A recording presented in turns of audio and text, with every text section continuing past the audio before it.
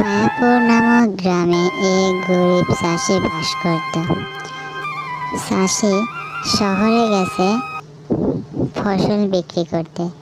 চাষির মেয়ে চাষির জন্য অপেক্ষা করছে।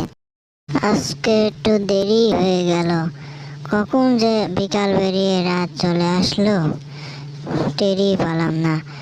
লোকেরা বলতো এই রাস্তায় নাকি ভূত প্রেত ঘোরাফেরা করতো, তবে আমার ভূত প্রেতে কোনো বিশ্বাস নেই।